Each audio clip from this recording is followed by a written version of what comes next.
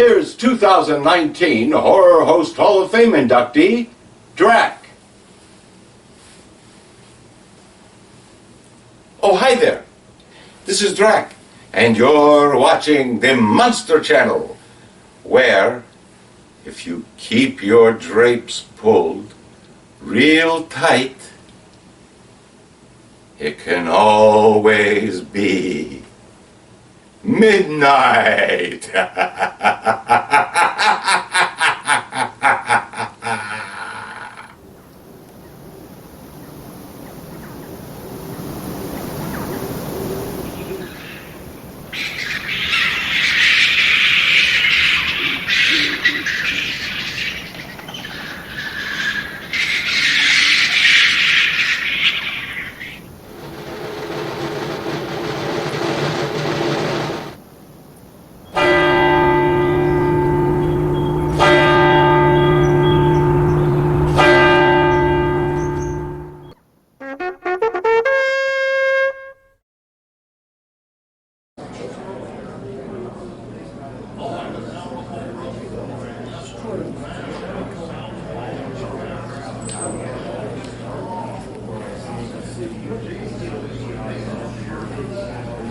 Wait a minute. You're not like Bela Lugosi Count Dracula. You're an imposter.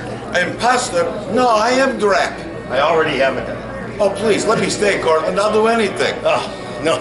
Oh, please, times are tough for bloodsuckers. I'll be a greeter like at Walmart. I'll stand at the dungeon door and I'll say, "Welcome to the witch's dungeon." Please, I need the gig. Renfield, maybe. Dracula. No. Now that's it. You know what? I don't do flies. Fang off.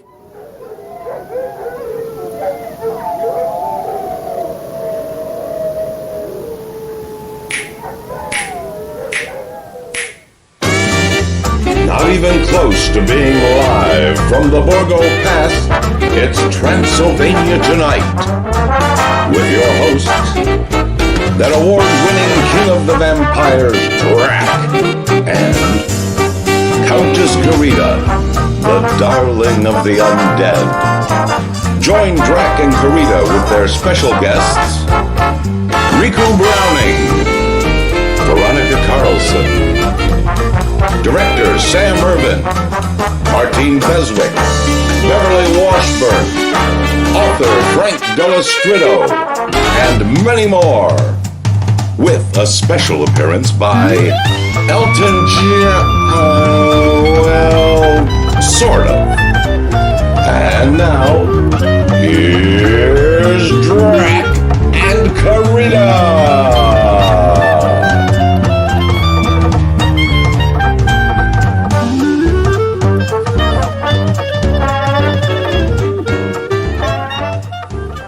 Oh, hi there. Good to see you. How you doing? Drac here, and of course you know the Countess Carita, the darling of the undead, right? And boy, tonight we're very excited because we're going to be showing you our brand new show. Isn't that right, Carita? That's right. Yeah. This has been a very exciting time for Carita and I, isn't it? Yes, Drac and I had a very fantastic year. It started out with his induction in March. That's right. 2019 has been very good to us. Let's see. I had got a message from our friends, the Mommy and the Monkey, and they said, "Oh, you're on the ballot this year." And I said, "Ballot for what?" And they said, "The Horror Host Hall of Fame." And I said, "You're kidding me." And they said, "No." And lo and behold, I was inducted, wasn't I? Yes. And since then, we've been doing radio appearances and podcasts. Carita started the official Drac fan page on Facebook, and we've been going to a lot of conventions. So, you know, I think we should get the show started. What do you think, Carita? Mm-hmm. And what are we going to start with? How about your induction video? Oh no, Carita. We don't want to show my induction video again. I'm sure everybody's already seen it. Why would you show the induction video? Because you said so. No, I didn't. Yes, you did. No, I didn't. Yes, you did. You said, "Doggone it, we have to show these people my induction video again." Shh, quiet. I didn't want to. I mean, oh well, You know, it was quite an honor to be inducted. Sure it was. And I remember that day just like it was yesterday. Thank you so much for joining us. You're welcome. It's the right time. So I just want to say, Yeah, there you go. on behalf of me, Cassandra Peterson, and Elvira, Mistress of the Dark, I just want to congratulate all the Horror Hall of Fame people for the class of 2019. Okay? Hello there, horror hounds! I'm Janet Decay the Mummy. And I'm Grimgory the Monkey. And together we host The Mummy and the Monkey's Hairy Scary Hangout! Friday nights on Facebook Live. That's right, and we're here to induct Drac from the Franken Drac Show! Ha ha ha ha ha! Congratulations, Drac! He was a late-night legend on WOIO Channel 19 in Cleveland, Ohio in the late 80s. That's right, and we are so happy for you, man. You know what? And it sucks that we can't be there, yeah. Yeah, it really bites. Yeah, you know what? We would like to raise a toast to you with a couple of glasses of wine, but we both here know that you don't drink wine. Congratulations, buddy. Yeah, woohoo.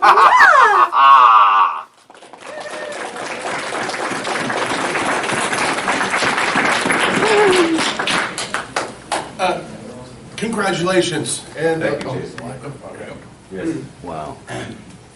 Thank you very much. Before we get started, I'd like to clear the air. I have a statement to make. It wasn't me. I never touched her. It was Harvey Weinstein. Drac, What?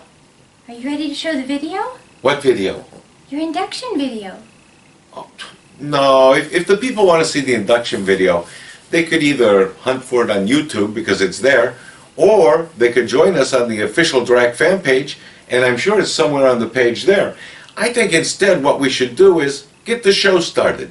So Okay. tell them what we did this summer. We went to several conventions this summer and talked with a lot of great artists, writers, actors. That's right. And we're going to be sharing those conversations with you over the course of the next 2 hours. So let's get things started. Who are we going to start with, Carita? Ricou Browning. Ooh, Ricou Browning, the creature from the Black Lagoon? That's right. Oh, I love him. All right. We're here with legendary performer Ricou Browning, who is the creature from the Black Lagoon, not once, not twice, but all 3 times. In Revenge and Creature Walks Among Us, you're the only actor to play him all 3 times. Well, I did all the underwater Yes. in all 3 shows. And Ben Chapman did The Land, No, he did the land in the first one. first one. Tom Hennessy did the land in the second one. And Don McGowan did the land in the third one. Now, we know everybody remembers you now for the creature from the Black Lagoon. Right. But you've also worked as a producer, actor, writer. There's a list on there. It's pretty impressive. Yeah. So all these things like Flipper and Gentle Ben, which did you get the most satisfaction out of? I guess Flipper, because I created the show Yes. and had trained the animals. Because in those days, they didn't have any dolphins that swam with people. So we had to start from scratch. And I never trained the dolphin never trained me before. Who won? So we won together. The dolphin, very smart. People say, you know, Yeah. have worked with him. Extremely so. Did he take direction well? Yeah. Because you directed a lot of those episodes, right? Yeah. I directed about 30 or 40 of them. Yeah. And it was a lot of fun. And the dolphins, very easy to work with, Yeah. I found. And How many flippers were there? there were actually 4, but we only used 2. 2. Actually, we used 3. The first one was called Mitzi. And the way we found her was we looked for a dolphin in the aquarium, and they didn't have any that swam with people. So they just fed them from topside fish, jumped through a hook or whatever. And we asked them if we could get a dolphin trained to play Flipper, and they all turned us down. So we went down to Florida Keys. We found a gentleman named Milton Santini and talked to him because he caught dolphins to sell to aquarium. And he saved one dolphin in a little pond that he kept as a pet, because when the wild dolphins came in, they would see the pet eat and they would begin to eat quicker, cut fish. So anyway, we went over and looked at it. And her name was Mitzi. And it was a dock, and I waded out about waist deep. Ivan Thor walked down the dock, and all of a sudden the dolphin turned around and stuck her nose up under my arm.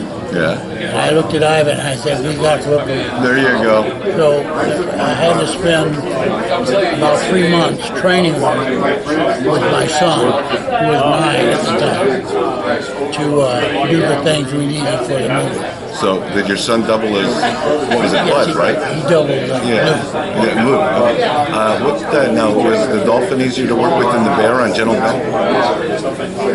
Oh yeah. And then you were involved with Flipper all the way into like 90s, where they brought him back again in the movies and TV series? Yes and no.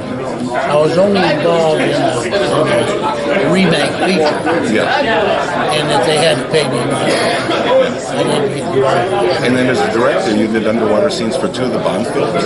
Yeah. Thunderball and Never Say Never Again? Correct. Okay. How were those? How were they to work on? Yeah. Great. Sure. Yeah. What else do you think you've done? Like I said, of all the things, not just the project, but were you happiest when you were doing acting or producing, directing, writing? All of it? Because I really admire the fact that you wrote these. I enjoyed all of it. Yeah. Mr. Brown? Mainly the money. The money. Here you go. He's a very sensible creature, you know. He liked the money. Mr. Browning, it's been a pleasure talking with you. God bless you. Thank you. It's an honor to meet you.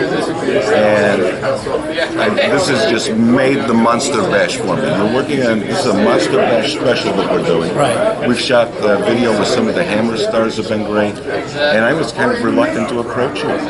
Thank you. Oh, because I thought maybe you would like claw me up or something. Okay. Thank you. Ricou Browning, big-time movie star, writer, producer, director. He did it all. He was like a quadruple threat. Thanks again. Still am. There you go. Bye. Karina and I would like to thank Ricou Browning for granting us that interview, and now we know all about Flipper from his creator, the creature from the Black Lagoon. Now, you know, if you grew up reading magazines like Famous Monsters of Filmland, they would introduce you to names of famous writers like Ray Bradbury and Robert Bloch, and you would start reading their books. And Bloch and Bradbury, they were filling the shoes of the masters that had gone before them, writers like H.P. Lovecraft and Algernon Blackwood. Well, at the conventions we went to, we got the chance to talk to some writers ourselves.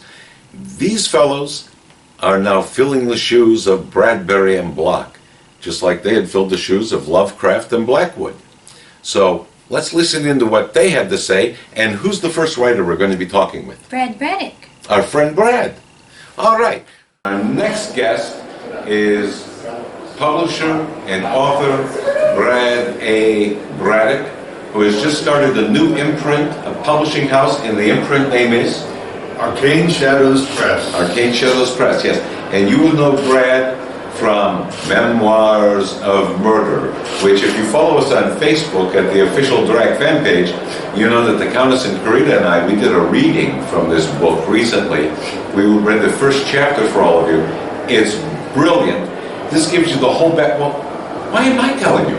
I got Brad sitting right here. He wrote the doggone book. Brad, tell us a little bit about this without spoilers, because, you know, we want people to read on their Oh own. my goodness, I don't know how to where to start at, but I guess I wrote this piece with the utmost respect to Bela Lugosi and his film White Zombie from 1932. So just a quick backdrop.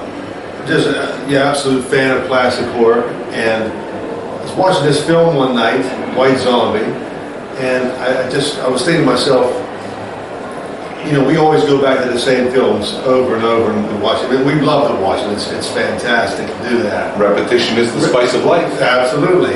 But it's also nice to, you know, maybe add something new to the things that we love so much. Sure. So, I thought, why not embellish on these films that we love so much? So, I guess to answer your question from the beginning, Myrtle Legendre, which is one of my favorite characters, he lands in Haiti after World War I, and he's power hungry, and he's kind of Satan driven, and he's lustful after the satanic arts, and maybe a woman that he loves very much. There you go. Now, you also have another book that was just published under the Arcane Shadows imprint, and that is... It's a double feature, actually, with Kurt McCoy's involved in this. He's a Rondo-nominated writer. He writes for Scary Monsters magazine. He's done a bunch of really, really cool pieces. And so it's 2 novellas in one from Arcane Shadows Press.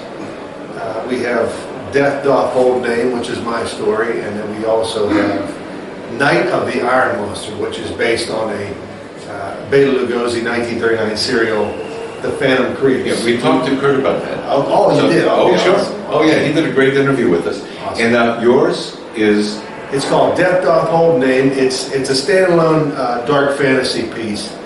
It's based on a flock of ravens that are hell-bent on destroying and killing the last great horned owl and their territories. Now, so ravens and great horned owls are mortal enemies for probably thousands of years or better now. If you want to know more about ravens and white-horned owls, ask your teacher or your librarian or Brad. Yeah. Because you know, doggone it, he's an expert on the subject, right? Absolutely. That's one thing I can tell you about. Yeah, and now you also have another book that's going to be coming out. Publisher is kind of up in the air. I've been urging it to go one way, and because this is an anthology with 13 authors, right? Chillers is an amazing anthology, and this great guy here, Drac. Oh, me? Oh, doggone it, he's talking. Oh, Yeah, so there's so many wonderful authors involved in this, from Dwight Kemper of Who Framed Boris Karloff fame, Greg Mank, everybody knows Greg Mank. Oh, sure. Film historian, Frank Delastrito. I love it. Peter Brothers, who's the go-to on everything Toho, as far as Godzilla and that sort of thing. But man, I mean, there's this, of course, your counterpart too, the Countess. Countess Carita, yes. Your handler. She's not my personal handler. Oh yeah. There's many amazing pieces in that. Countess Carita did a great vampire story called The Open Window. It's a very beautiful perspective. And you know, she was thinking, when she was going to write this story, she was thinking, can I do it, can I do it? And like 2 nights later, she said, do you want me to read it to you? And it was brilliant.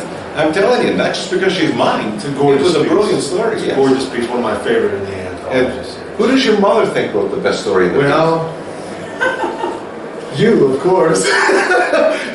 My mother, I had multiple people do a proofread, and, probably about a dozen people did a proofread, and the majority of them came back and said, I really like this cryptic.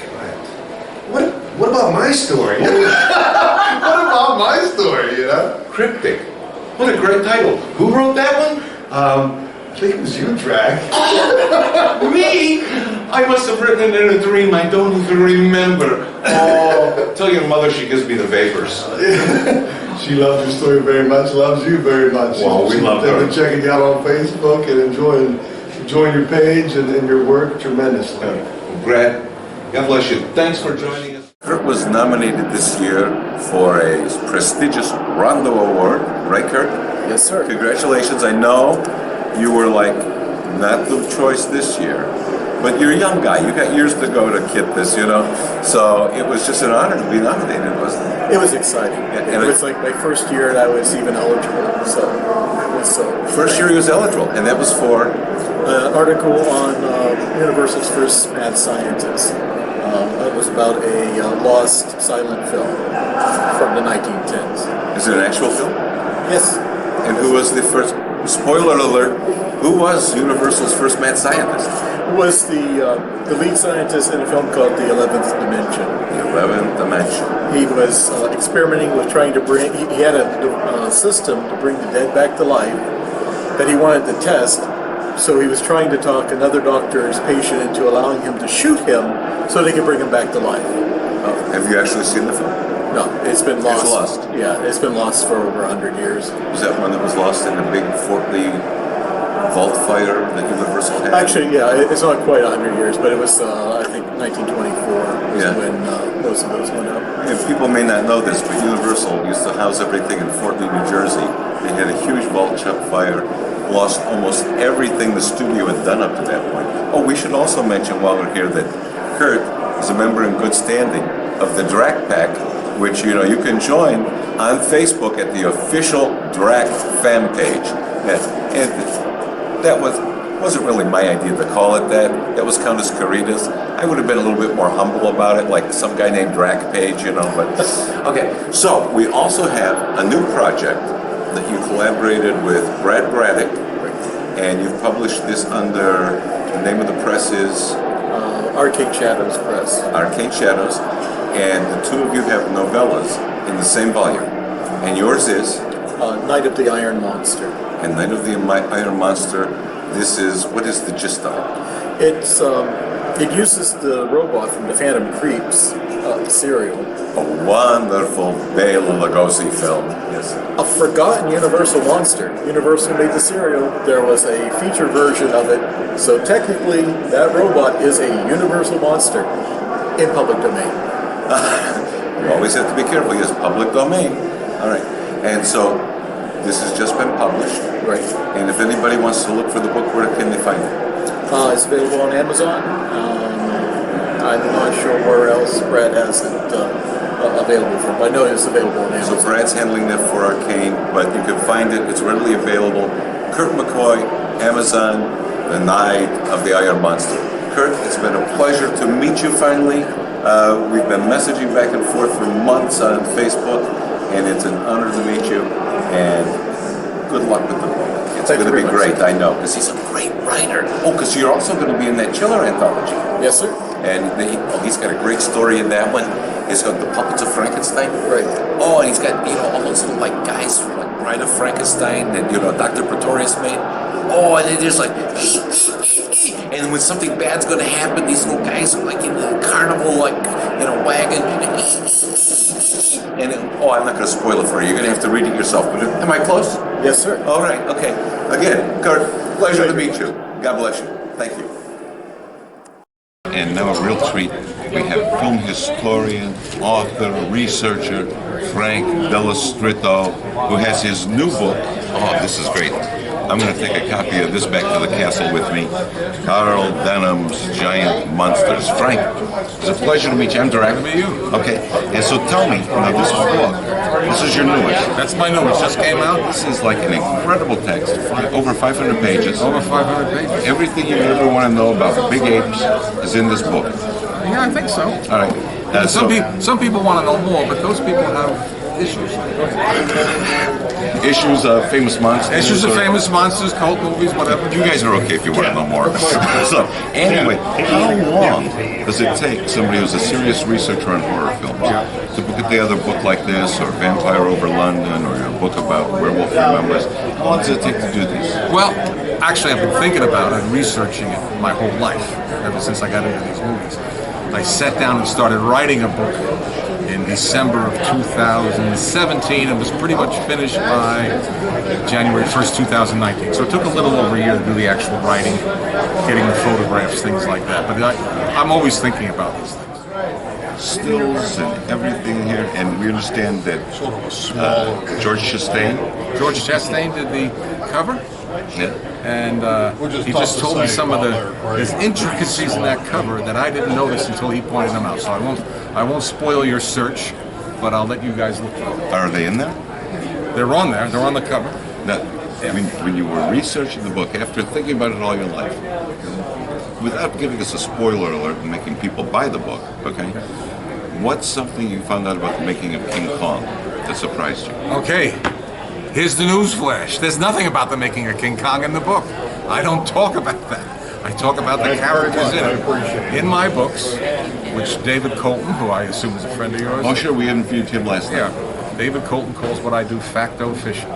I have one foot in the real world, not in the movie making world, but in the real world. So in here, you'll encounter guys like Clarence Darrow and Theodore Roosevelt, and the other foot in the universe of the movies, not movie making, but as if the characters were real people. This book is not about making a movie. It's about a person I met who happened to be named Carl Denham. Can I give a little background on the book? You can give anything you want. Okay. It's your interview. Obviously, I didn't know enough. Okay. My lovely wife and I, and she's standing right there. You people are outside of camera range, you don't know what you're missing. My lovely wife and I once lived in Indonesia in Jakarta, where I worked. And Jakarta is a big, bustling city. We were very happy there, but we'd like to get out of the city every now and then. We went to a small island called Kota, the smallest inhabited island in Indonesia. You know, the bungalows. We stayed in bungalows, 3 walls. You look at the Java Sea at night. But on the far end of the island, there was a very nice wood house, remote from the others and fenced off. I never found out what was in there. In my book, I come out one morning and there's an old man that needs help. I help him up, I take him into the house, and it turns out he is Carl Denham, the man who captured King Kong, fled New York when the indictments and lawsuits against him over what time he got too much to bear, and he's been hiding from U.S. jurisdictions ever since. In my book, he's a very old man when they meet him. He takes a liking to me, he really takes a liking to Linda, and he decides to tell us his life story. Because he's over 80, but he wants 2 more things. He wants to get his story and his words out there, and he wants one more adventure. And he starts telling about his life from his birth up until the moment we met him. And he has all the adventures of Kong, but he has other adventures too. He had a real thirst for adventure, and all his adventures come out of movies, except the ones where he's in the real world. As a young man, he gets a job as a reporter, and he covers the Scopes trial. So there's Clarence Darrow and James Bryant. As a young man, he goes with Theodore Roosevelt on his South American expedition. So there's that. That's all true. All the facts, all the statements in my book are true with either historical facts or what's in the movies. About movie making, I talk about that in the epilogue, but that's not really part of the book. You know what? So in this book, you're the guy that meets Carl Denham. I'm in the book, and my wife is in the book. A picture of her is in the book. Really? Makes it worth buying on its own. I want to ask you then, did you ask him, when he was in the jungle with Kong, and Kong's getting really angry because the sailors are following, they're going to try to get Fay Ray back, you know, and he gets them on that log, and he starts turning, the guys fall down in the spider pit, you know, and the only guys left are Carl Denham on the wall side of the ravine, and then Jack Driscoll on the other side. That's right, yeah. Okay, and when Carl Denham said, "Oh, Jack Driscoll," okay, remember that? Yes. Why did he feel the need in the jungle at that point to say Jack Driscoll? Well, I know the punchline is you're wondering if there are 2 Jacks. Did he really think there was another Jack? No, he did. He didn't. That's not. He doesn't comment on that in my book. But I'm pretty sure if you nail someone's first name, they might not respond as quickly as if you name their second name. But I'll leave that to Count Basil to figure out. Well, we're going to pick up a copy of this book, and like I said, the Countess Carita. Everybody wonders why she's the one that runs the camera. They'd rather see her on this side of it, but she loved Vampire over London, and I'm excited because it's going to be a great honor. Later, we have a book that's being published called Chiller Anthology, and Countess Carita has a story in it, I have a story in it, and I love your story that's in it, Emmy Knows Monsters. Yes.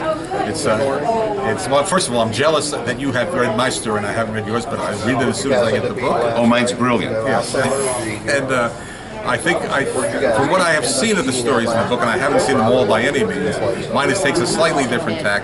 But I think the book is which your favorite story is going to be in the book is where your tastes are. And you can, my tastes are a bit different than everybody else's, so is everybody. So I hope you like that book too. Well, everybody that's going to be seeing this is a monster kid, and your story took me right back to like 1963 when the monsters were like hot all over the place on TV and all the merchandising and everything, and this little girl discovering the monster. Yep.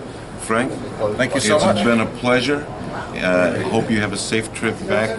We squeezed Frank in because he's leaving at noon. I'm leaving soon. Yeah, he's got some devious thing he's going to be writing later on today. And don't put my wife on camera, but do buy the book and see a picture of her. Wow.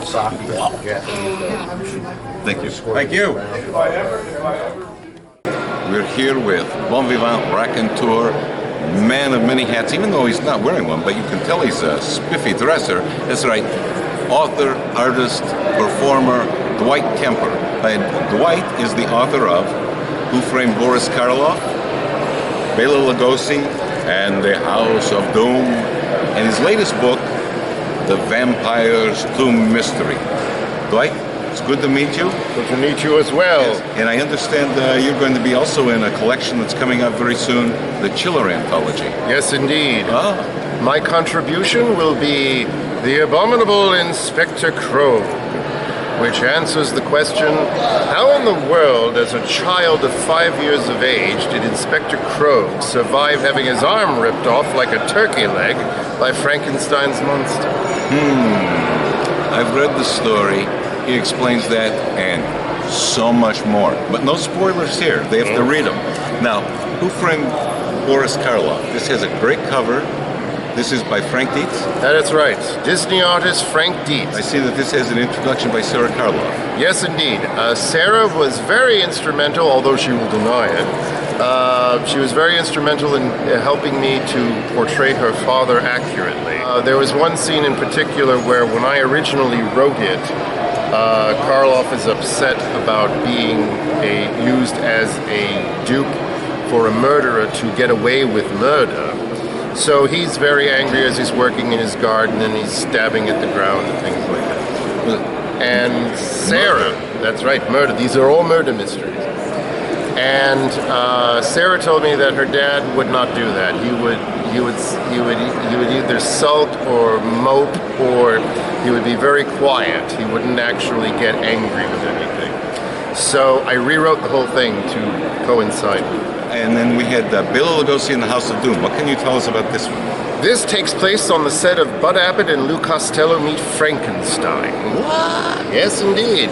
And Bela Lugosi teams up with Lou Costello to solve a spy case. We know Sarah helped you out with this one. Did you have any help from the Lugosi family on this? No, unfortunately not. But I did, as I say, authors who had a great deal of knowledge about that. Plus Chris Costello helped me a bit. Because believe it or not, Chris Costello coordinated the trip to Bermuda, because she's also a travel agent. So she's the one who got everything going with that. And as Chris is Lou Costello's daughter. That's right. That's right. Yep. So this book, Bob Fremenick and Ron Palumbo were very instrumental. In fact, Bob Fremenick invited me to his house in New Jersey, and not only did he give me all these wonderful files, but he also offered to show me a movie in his private movie theater. You know, a lot of people are big fans, a lot of the monster kids, of Abbott and Costello Meet Frankenstein. Yeah. Did you find out anything that may not be a spoiler in the book that surprised you about the movie?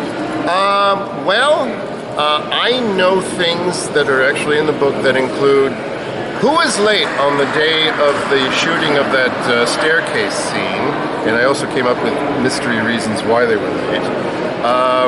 What costumes they were wearing at the time. Apparently there is a candle with a battery pack on it. And I'm still trying to figure out what candle that is, because all the candles in the movie look like they're real candles with real flames, but apparently they're not. They have battery packs, because that's what it says on the list of items that were used on a particular day's shooting. And not only that, but the castle on the island is built on 2 sound stages, so that the entire thing, what you see is what you get. They have the main floor, they've got the second floor with the laboratory, they have the dungeon, they had a tank so that they could have the moat and the dock where the monster and Dracula and are chasing after Lou Costello. So it was actually built in scale 1:1. At 1:1 scale on 2 sound stages together. They just opened the doors and they built this whole thing. So, and that is all included in this book. Bela Lugosi and the House of Doom by Dwight Kemper, which brings us to, now this is your latest book? Yes, The Vampire's Tomb Mystery, which takes place during, well, for legal reasons, I had to change Bela Lugosi's name to Armand Tesla. So. Gee, I wonder what could have spurred that. Yeah, but for all of you fans out there, you obviously know that Columbia Pictures made a Dracula movie called Return of the Vampire, and they changed Dracula's name to Armand Tesla. So I figured, well, if they're going to do that for legal reasons, I'm going to change it to Armand Tesla in the book. So yes, this takes place during Armand Tesla's funeral, and the worst director of all time, Edward D. Wood Jr., goes missing, and the case has to be solved by Hollywood psychic Criswell, with his Watson being Forrest J. Ackerman. Uncle Flurry. Yes, with some assistance by Ray Bradbury. Did you have a chance to meet all of them? No, I did. I actually did call Forrest J. Ackerman to ask for his assistance. And I left a message on his answering machine, but then he died a week later, so I never did actually. That would kind of put the damper That would put on that. it, yeah, I know. Yeah, yes, I guess, indeed. you know. But However, I have a friend on Facebook named Brad Bradbury, and I just thought he was a fan of Ray Bradbury. Turns out he's the adopted son of Ray Bradbury, and he knows about this book, and he loved it completely, and he said that I had gotten his dad perfectly. For those of you who are interested in a really riveting and good read, we have Bela Lugosi in the House of Doom, The Vampire's Tomb Mystery, and this was your first one, right? Yes, Who Framed Boris Karloff. Yes, Who Framed Boris Karloff, with an introduction by Sarah Karloff. Once again, Dwight, thank you so very much. Thank you. Also, if you have Audible, you can get The Vampire's Tomb Mystery on Audible. Available everywhere. Yes. Thanks again. Thank you, and may all of your crimes be perfect ones. He's looking at you, kid. Hi, Drac here with Countess Carita, and we're with, this is the best kind of fan that Drac had. Michael Jordan. Michael, where are you from? Virginia. Virginia? Hanover County, Virginia. And you know, we've been here at Monster Bash, we've been signing the 8x10s, we had the buttons, bumper stickers, we've been doing the posters of my artwork, but my favorite thing I've signed here, Michael, what did you bring? I brought, this is a first pressing of, first edition of Elena Watson's television horror host, and I've been taking this around for over 20 years, and getting all the great hosts, the ones that people remember so Wait, well. What kind of host? All the great hosts. The great host! Yeah, oh, doggone it, the great host. And who's in there? Oh gosh, well, you're in here. Oh, you got your own chapter number 30, lucky number 30. What did I write? And you thanked me for bringing the book here. And I don't have my glasses in, but I think it says, thank you for being a fan and friend and remember, which absolutely is true. All the great hosts are in here, from all the going to Elvira, Dr. Mad Blood, the Bowman Body is in here, from Virginia. Count Gordeval, Zachary, they're all in here between 2 wonderful hardcover pages from the late Elena Watson's book.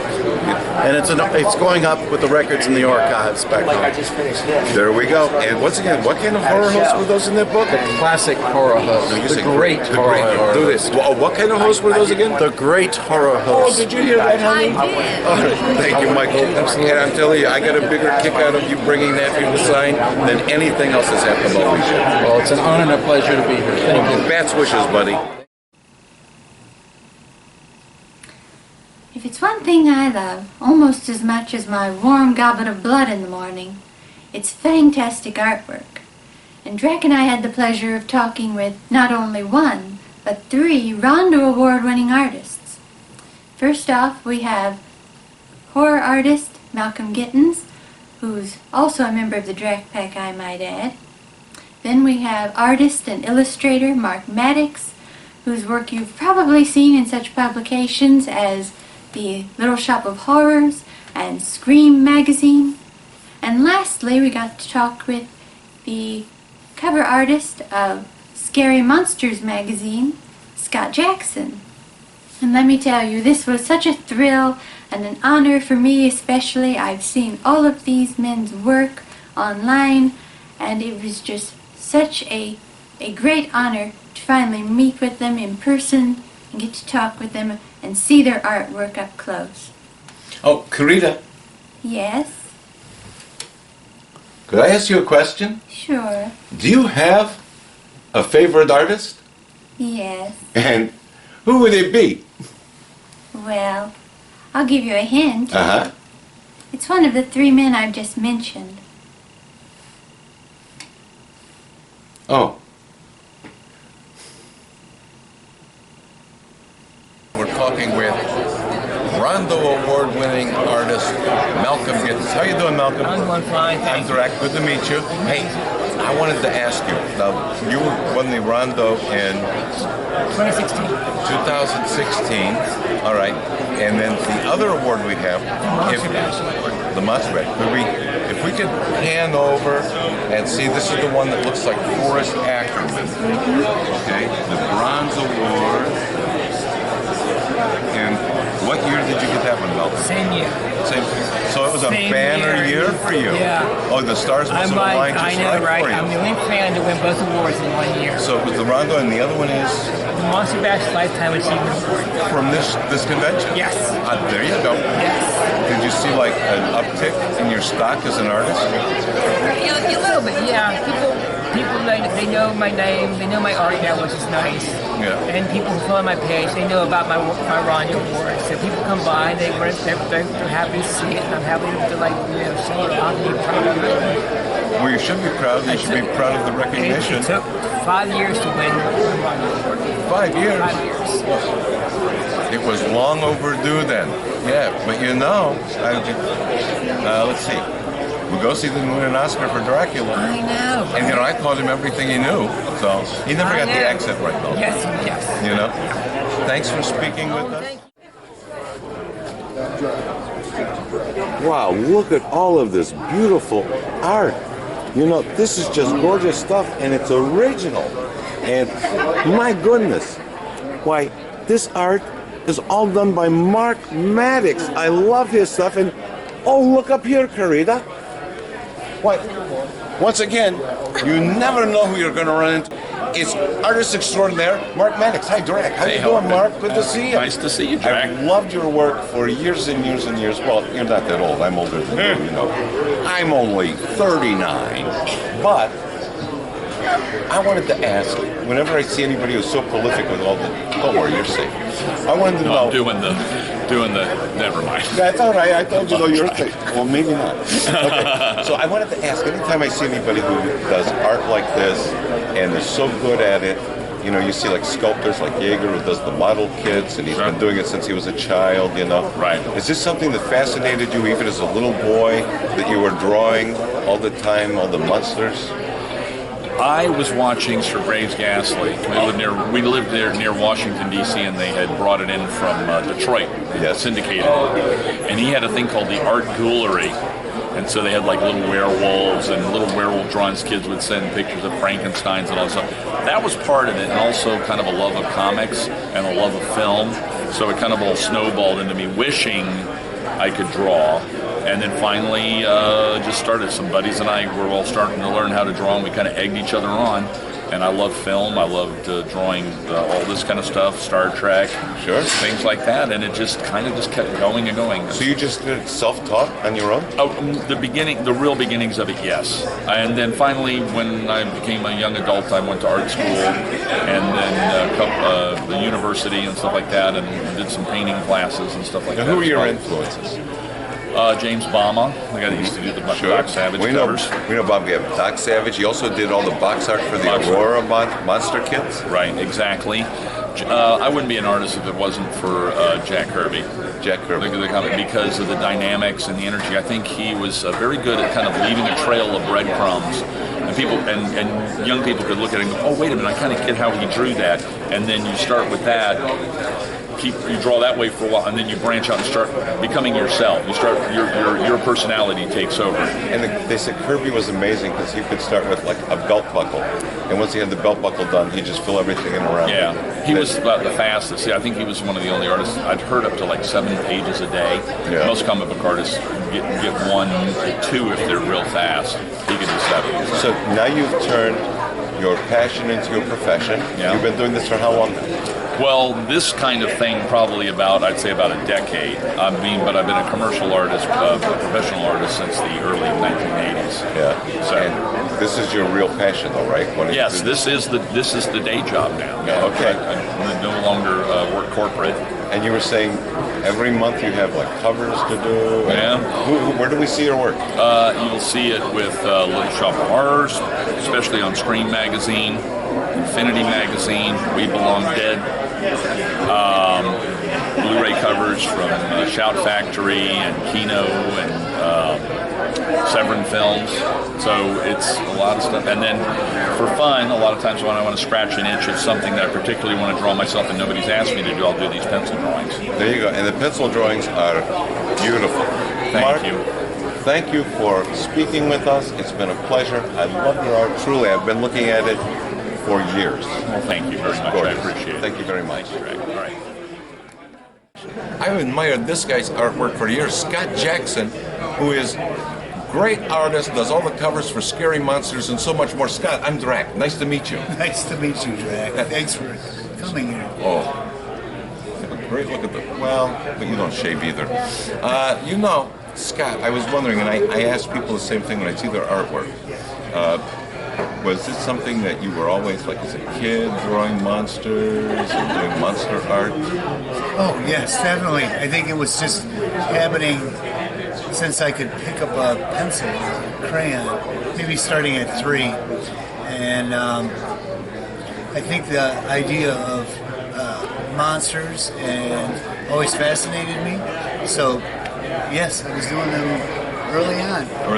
And you do all the covers, but you do other things as well. What else have you been doing lately?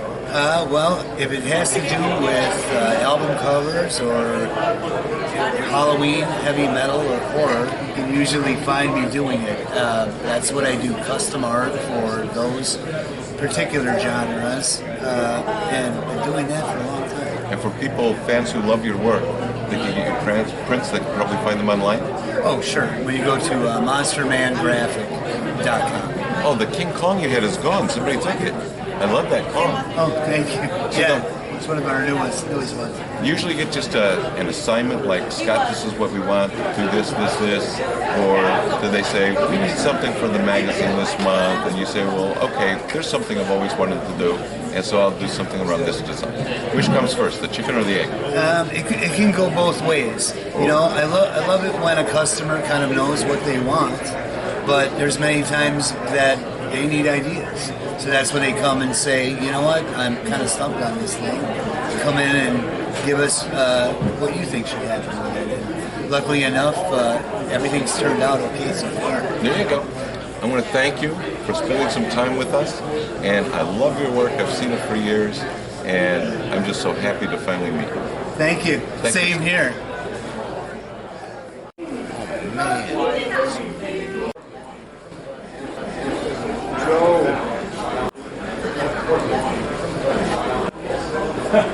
Excuse me. Huh? What? This isn't a library. I'm sorry? Are you going to buy it? Or? Yeah, it's Joe. Oh, okay. How much? Well, I don't know if you can afford it, but... How much is it? It's $10. No, okay. Nice meeting you. Okay.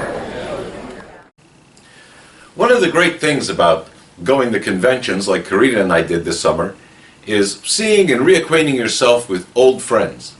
And we had a chance to do that when we bumped into my old friend, Kevin Clement. Kevin, as you may know, is the fellow who runs the big Chiller Theater conventions in Parsippany, New Jersey. And Kevin had a very interesting inside story about one of the biggest controversial stories in horror fandom in decades. And it surrounds this person. Karina, who's Drac's favorite artist? Frank Frazetta. Oh, that's right, Frank Frazetta. And Kevin was a very good friend with Frank and his wife Ellie, their children like Frank Frazetta Jr. And in fact, he lives on the Frazetta estate. He bought one of the farmhouses on the Frazetta farm. And Kevin had a very interesting story to tell us about when the children started dismantling the museum, the legacy that Frank and Ellie Frazetta had built. When I did the deal with the Berserker, Elliot passed away about a year, and then Frank, the kid was sort of feuding up there. Well, you were pretty over money, and I said to Frank, if you really want money, you know I can sell that painting any time for you. He said, really? And I said, yeah. He goes, you can get $1 million? I said, yeah, I can do that, and the guy would be glad to pay it. Yeah. And I said, okay. Of course, selling painting didn't calm down in the feud.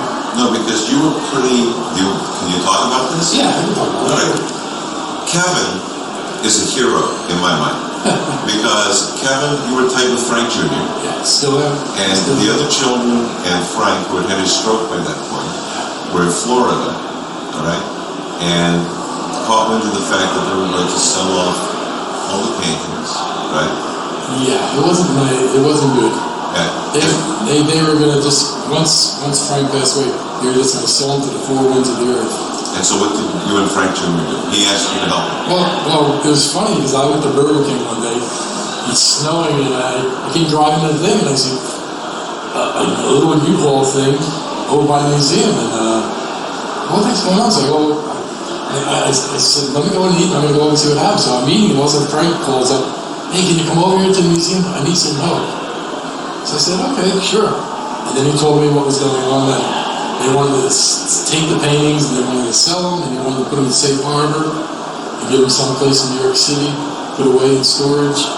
Because he was afraid the other three children were going to sell this stuff, all this stuff.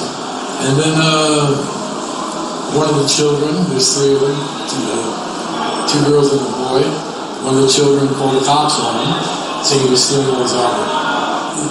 He had to get the lock off the front door because they took the keys. Yeah. And he popped the lock. He had a backhoe and he put it on the lock part. He was like, and this whole soap opera went on for how long? A couple of years. And Frank Frazetta, when he talking about charging Junior, he actually said, none of my children is going to jail over this. Yeah. Because he would have had to been the one to press charges, right? Right. So the paintings were all preserved, but basically the rest of the family, all that Frank and Ellie had worked to do to put up this museum for this incredible illustrator. My favorite artists are always illustrators, and I think the two best of the 20th century are N.C. Wyeth and Frank Frazetta. Okay? That's great. And they were just going to like wipe out that legacy for cash. It's silly. Ellie had a great idea years ago of making poster prints. That way they could keep the originals. Everybody buy the poster prints and they made $1 million off of it. You know, I've had prints made to sell here in my art. Yeah. And one of the pieces, after Frank Frazetta, the guy who's working now, who I think is just a master, I won't mention his name, but he had offered to buy that painting from me, and it was flattering, because I really admired this man's artwork. And I just said, well, you know, I've never, like, sold any of my art. I'm the same way. I just feel funny about it. You know, it's just like, it's my children, you know? It's like, you sit there and you paint it, it takes a lot out of you. And then somebody wants to take it, even though you offer you money, it's like... It's a piece of your soul. It's very gratifying if somebody wants a copy of it that they can hang in their home. That's nice. Because we've sold quite a few here this week. I think with the whole Frazetta thing, if the kids just sat down and were logical with each other, it would have worked out. Because the same thing happened after all this stuff happened. They went to the courts and they said, okay, you all get a quarter of the art. Yeah. But, you know, I don't know how many millions of dollars are spent in the courts to get to that point. It was just a waste of time. They draw lots like you can pick by... From what I was told, they had all the artwork out, and somebody said, I want that one. And somebody said, I want this one, and you know, the main paintings. And then if somebody really wanted one, they said, well, I'll give you 2 paintings without 1 painting. You know, they were just trading off like that. And eventually they worked it out and everybody got what they wanted. And that was the way it should have been in the first place. Yeah, absolutely. Right, now let's get back to your stuff. You have children, how many times a year do you do it? I do it twice a year, every October and every fall, and every springtime. It's one of the heaviest attended fan events on the East Coast, right? Yeah, it's not a corporation fan thing, but it could be. It's something you built yourself. And if people are watching this and want to look up more about it online, they would go to www.chillertheater.com, and theater is spelled the British way, T-H-E-A-T-R-E. Very sophisticated. Yes, the British way. Yeah. Kevin, thank you for joining us. Pleasure. It's been a pleasure. It's been all mine. And seriously, when I read all those newspaper articles, I said, Kevin Clem is my hero. Thank you. Well, I appreciate that. We have, I had these done on 120-pound stock. Yeah, I noticed the paper is really good. But the problem is, because it saturates the color, it takes in the color more in the printing process. I have them done in Germany. So, to get a really good quality copy of it. These are the actual size of the paintings, 18 by 24. Yeah, it's a one-to-one representation. What I warn you though is, before you take them out and handle them stuff, if you're going to frame them, we would just got the frames at a Michael's store, and just threw them right in the frames, because you don't want to handle them that much, because the heavier paper tends to crinkle. Okay. Okay?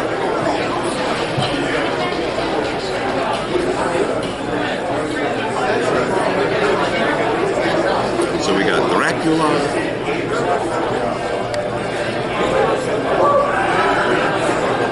We got the creature from the Black Lagoon. And the Frankenstein monster. And I'm tickled to death they're going to be hanging on walls in the Carolinas. There can be a lot of news outlets in horror fandom today, in print, magazines and such, and even online. That's right. And recently, we got the opportunity to speak with two gentlemen from both ends of the information spectrum. From the internet, we spoke with David Colton from the Classic Horror Film Board, the father of the Rondo Awards. And in print, we spoke with Don Smeraldi, the publisher of Scary Monsters magazine. But doggone it, as much as these guys brood over horror and think about it all the time, they were actually pretty nice guys, weren't they? Yes, they were. Yeah, you'll find out after you've listened to these interviews with them. First up is David Colton.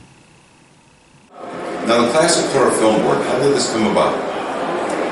In the early days of the internet, when AOL was 20 bucks a month, there was a board, and I typed in Universal Horrors to see if people would talk about the old Universal movies. And we started talking about the old Dark House and Lugosi and Karloff, and I realized there was a community there, and it grew and grew and grew, and then we moved it to the internet, and now we have 10,000 members.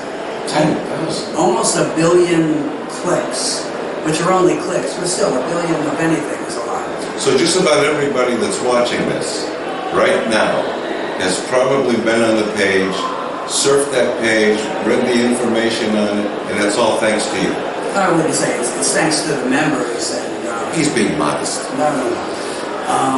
But the energy of classic horror is so alive, even in this age of gore and splatter and torture films and those kinds of things. Universal just released a Blu-ray of The Black Cat from 1934. And it's like a huge event. We're getting a ton of posts. He knows everything because he reads every post on the Classic Horror Film Board.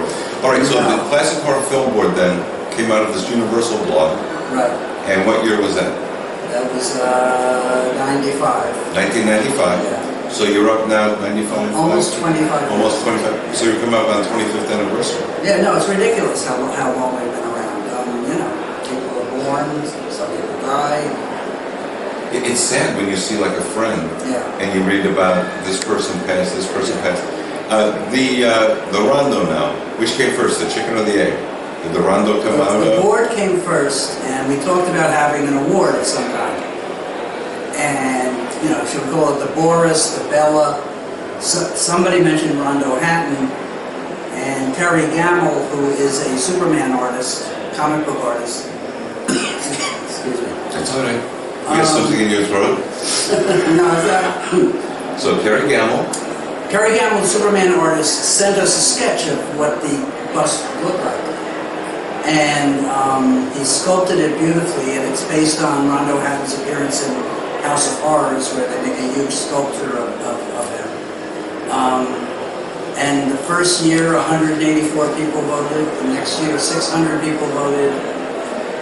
Last year, 4,500 people voted. And it's not just a click, I like it, I don't like it. It's like this big, long... The ballot is pages long. Yeah, it's like nuts. It covers every category in horror, and in fact, it's very democratic because David will sift through nominations. He dedicates a lot of time to telling of nominations, who should be included for nominations, and I have to say it's a sense of pride for me that when it was coming up for nominations for Lifetime Achievement Rondo, that I had nominated one of my heroes, Frank Frazetta. That nomination was on the ballot that year, and he was inducted that year. He got a Rondo, he won. So Frank Frazetta, I love Frazetta's work. So it's very chaotic, very democratic, maybe too democratic. And it's just taken off over the last 17 years. And now, how many Rondos do you think you've actually given out? I think we've given out 500 or 600 Rondos, and my wife has to paint each one. And every year she says, "Can't we just give out certificates?" But we do it out of the love. It's not about best movie really, or best decapitation, or the kind of awards you see elsewhere. It's about the journalism, horror journalism, and it's about the writers and the books and the magazines and the artists. And we try to have some fun with it, but it's a very serious thing in the end, and it's a highly prized award. And again, it's open to all levels. Because, for example, one of the people we interviewed as a Rondo winner was Malcolm Gittens, who won Best Fan Artist in 2016, I believe. Yeah. All right. Yeah. And he was tickled to death to get the award, and it means so much to people that actually receive it. So now we know that in the past, your day job was an equal drain. You're page one editor for USA Today newspaper. I was with USA Today from almost the very beginning. I was page one editor for a decade. I was page one editor on 9/11. If you can imagine such a thing. Became executive editor towards the end and retired a couple of years ago. But I think my journalistic background helped when I administered the board, because I'll see a post and I'll think, would I put that in the newspaper? And if I wouldn't put it in the newspaper, I'll either delete it or warn the person that this isn't how we interact here. And David's very diplomatic about it, because what he does is he'll just say, all right, I've removed several objectionable posts, forward or onward. What's your favorite phrase? Onward. Onward. And so he doesn't admonish anybody publicly. Very rare, at least that I've seen. He's just very nice about it. David, once you retired from the paper, you had all that free time. Did the classic horror film board suck that time out of your veins again? I devote a lot of time to it, and I think the Rondos especially, I think have been smarter since I've had a little more time to devote. Look forward to keep seeing years and years and years, decades more of the classic horror film board. Well, thank you. Thank you again, David Cole. I'm here with the brainchild, creator of Scary Monsters, Don Smeraldi. How you doing, Don? Drac. Hi, Drac. Nice to meet you. So tell us all about Scary Monsters. I don't know, my neck is kind of bothering me. No, don't worry. Okay. Never anybody that has to shave. No, I don't bite all right. that. Scary Monsters, this is our latest issue, and it's the Scream Queen issue. We really wanted to cover women from the 20s all the way through the mid-80s. I know there's more recent ones, but of course we're classic horror here. And we started in 2016 with our issue 101, and we took over the magazine then after I retired from the Postal Service, so I had time to work on it. and it's my wife and I that put it together. She does the design, all the inside of the magazine, and Scott Jackson does the cover art. Scott Jackson's brilliant. In fact, he's done a cover for a book I'm going to be published this year called Chillers. And they said, who are we going to get to do the cover? I said, you got to get Scott Jackson. He does all the Scary Monsters covers. He's great. All right. All right, so then when we do this is like a special then? Something Yes. like this with Scary Monster Memories. I love the Orson Welles here. Once a year, we do a Monster Memories edition. Like an annual? Yes, exactly. And a lot of our readers submit their memories, whether it's their favorite movie, when they were a kid, and what got introduced them to horror, classic horror. And it is all classic horror. Look, here we go. A great cover from House of Dracula on Scary Monsters 101st Health Scare issue. So what made you interested in doing this? You must be a fan. Big fan. Big fan. Monster Kid for years. And I just love the Universal Monsters, of course. My brother got me started in wanting to read about monsters and watch the movies because he was a subscriber to Famous Monsters of Filmland, of course. Sure. And that's where many of us, of course, started with the whole craze. Do you remember what your first issue was? The one I really remember the most is number 41. Number 41? See, well, Drac's older than Don here. So number 28 with Bela on the cover from the test makeup from Island of Lost Souls, and they had that yellow striped background behind them. That was my first issue. You never forget your first, do you? No. And the thing is, you turn the pages and you can remember what's going to be on the next page because you've looked at it so many times. Yeah, and Scary Monsters is the same way. I know it's a fan sensation, this magazine. When I was talking to people, they said, who should we talk to? They said, you got to talk to the folks from Scary Monsters. So Don, thank you very much for speaking with us. And like he said, you never forget your first. If you don't read Scary Monsters, you pick it up and I guarantee you'll never forget your first. Thank you, Don. All right, thank you.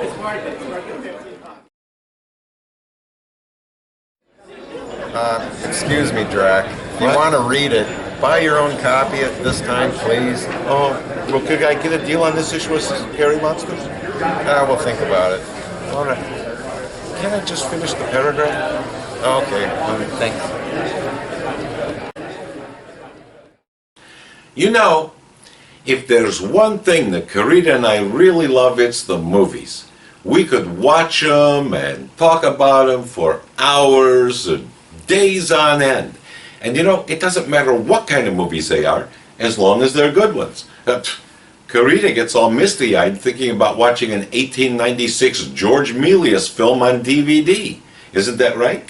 Yes. Yeah, so the next person we got to talk to, oh boy, it was a real treat, huh? Yes. We had the opportunity to talk with film expert and historian Mr. Cortlandt Hull, whose uncle was the Werewolf of London, Mr. Henry Hull, and whose great aunt was Academy Award-winning actress Josephine Hull.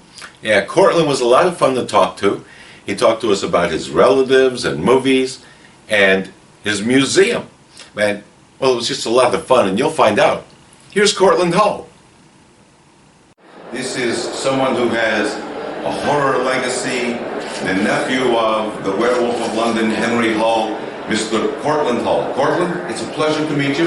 Nice to meet you. Thanks for sitting here and speaking to us, because I know it's been a busy and hectic week for you. So tell me, with your uncle, okay, his probably best known film here is Werewolf of London. But he was also a master of the world with Vincent Price. Master of the world with Vincent Price. And I told you my favorite after Werewolf of London is Lifeboat, because that film makes me jealous how you take all those characters, put them in that little boat, and that hour and a half, hour and 40-minute movie plays like 15, 20 minutes. It's great. He was wonderful in it. What are some of your favorite films that he did outside of the genre?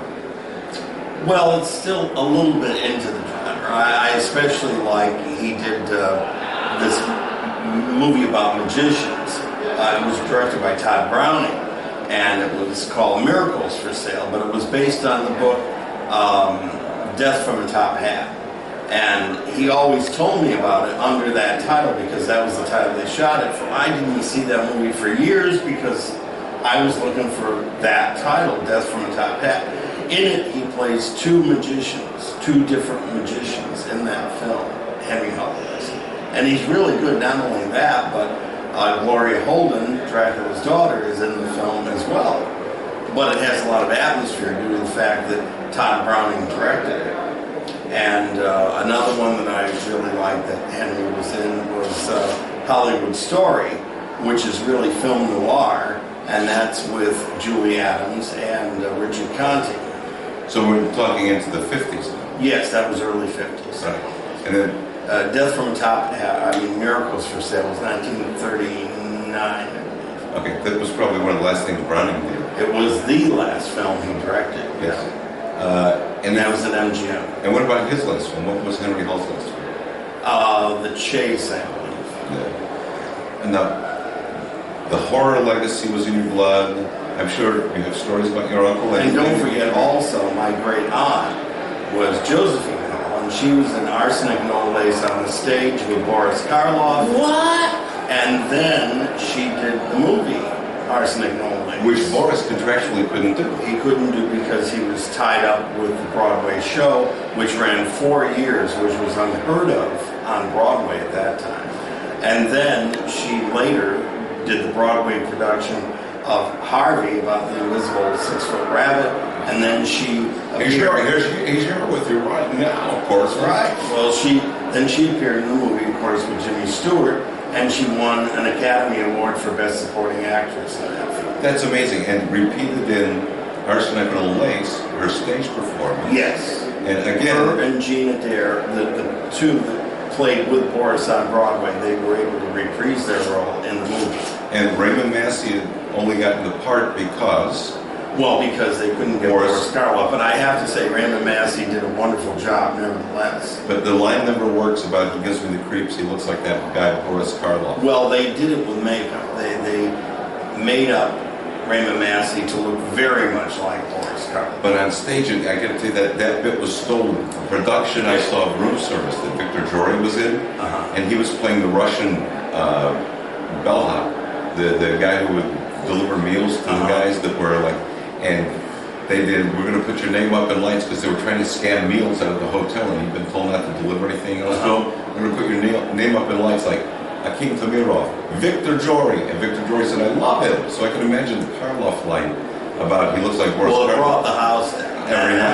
Every night, yeah. But then later, Bill Lugosi did it on tour and they changed the line. He looked like Bill Lugosi. And he did the same thing for that. So your aunt worked with not only is your uncle a legend and your aunt for winning an Academy Award for that, but was directed by two legends. I mentioned Hitchcock's film.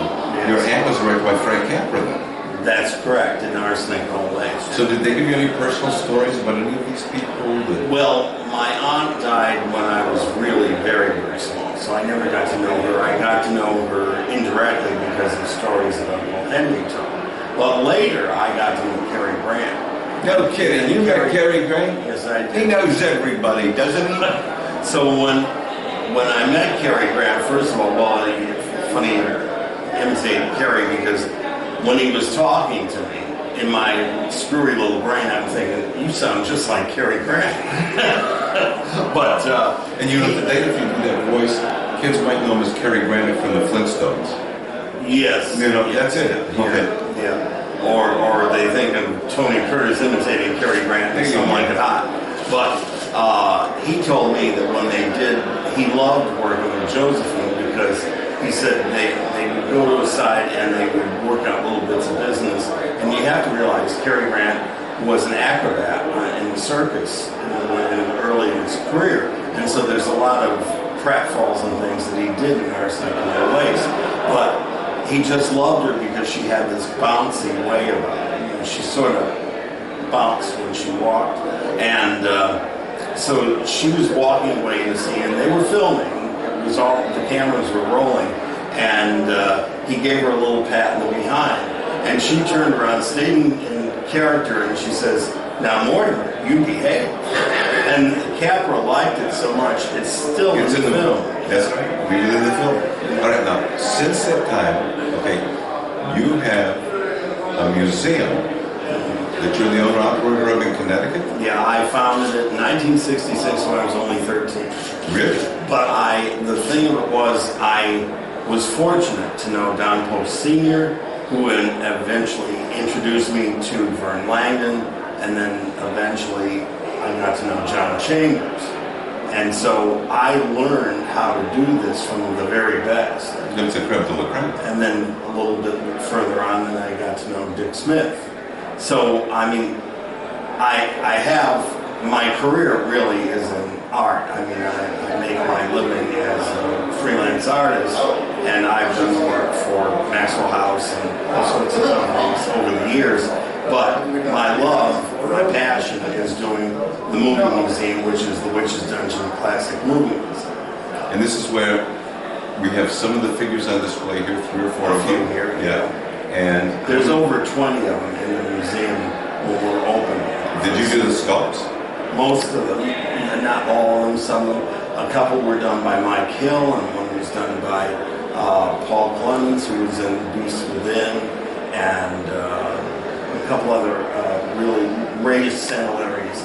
When you mentioned like the creme de la creme, Mike Hill, it isn't often in life you're walking on the planet with somebody who is just the absolute best ever. Absolutely. I think Mike Hill could give master classes to like the great sculptors, Rodin, Michelangelo, Da Vinci, you name it. Mike Hill is amazing. So the Ardith Bay figure that we have, the head was done by Mike Hill. I did the finish work, I did the paint work, sure. Hair, and of course we had to recreate that costume.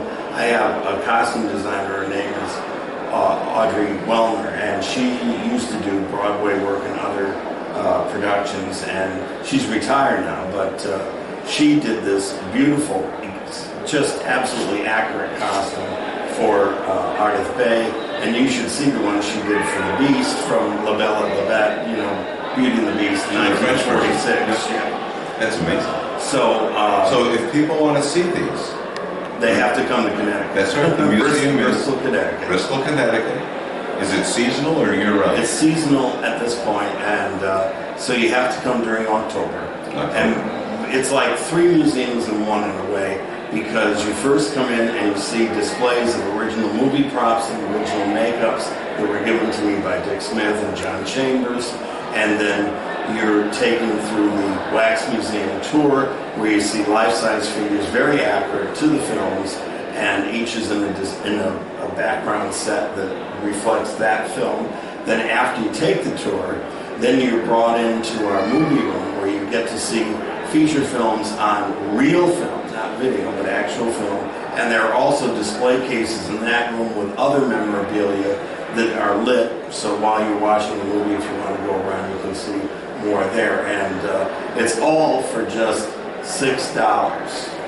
Now, what a bargain. Yeah. Who can argue with $6? Even Jack Benny could. That's right. So if anybody wants to like come to the museum, are you there? Most days? Almost all the time. And let me just say, you should go to our website, which is preservehollywood.org. preservehollywood.org. And that gives you all the information about it. You can also see some clips, and even a clip that Sven Gooley did about the Witch's Dungeon, too. And I'll probably think of like 100 questions, and I'm sure there are people watching this who go, why didn't you ask about XYZ? So if they want to ask, you'll be at the museum, they can come and see it. And as I say, they're going to see original makeups and props from Planet of the Apes, Close Encounters, The Exorcist, the only surviving E.T., original E.T. from the film. And then we have one of the golden idols that was used in Raiders of the Lost Ark, and so much more to see. So if you want to meet someone who's part of Hollywood history, the legacy of the Hull family, his family, and see his work and the work of all these wonderful people that he's gone to know over the years, you would go to, once again, Bristol, Connecticut. Bristol, Connecticut. And check out your website is? preservehollywood.org. And as I say, it's sort of like a family, because so many artists have worked with me, and they have the same feeling for this as I do, that we want to, well, our website says it all, Preserve Hollywood. There you go. Cortlandt, Thank you so very much for sitting down. And I know you make a very nice wax sculpture yourself.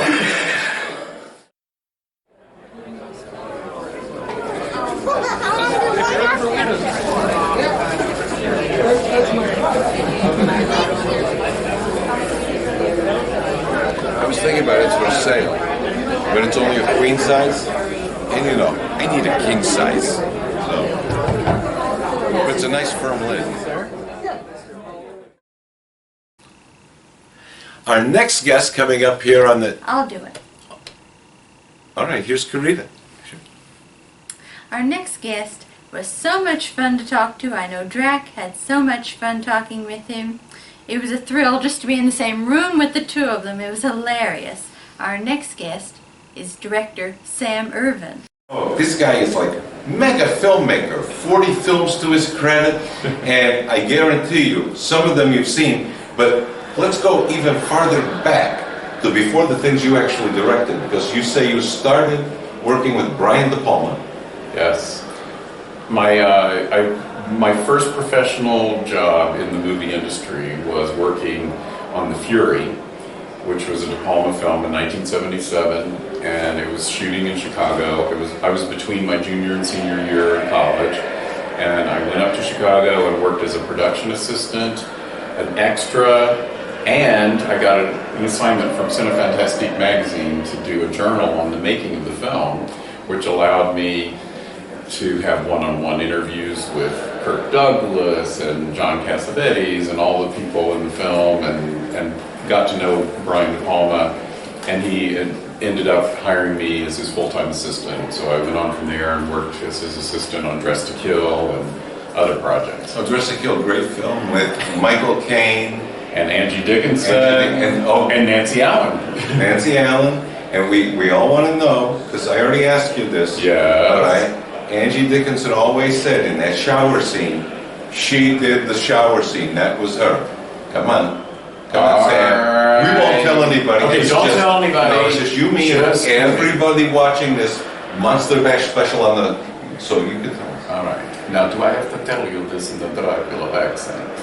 You can tell it to us any way you want, Sam. All right.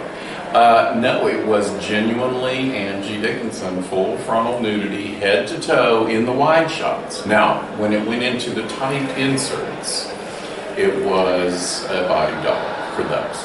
Which, of course, is where De Palma got the idea for a body double. Body double. Exactly. Did you work on that one at all? I didn't, but he was planning it when I was still working with him. Okay, now let's work forward to, I'm a horror host. Yes. I used to horror host in Cleveland. Yes. And was just recently inducted into the Horror Host Hall of Fame. I can't tell you that enough, can I?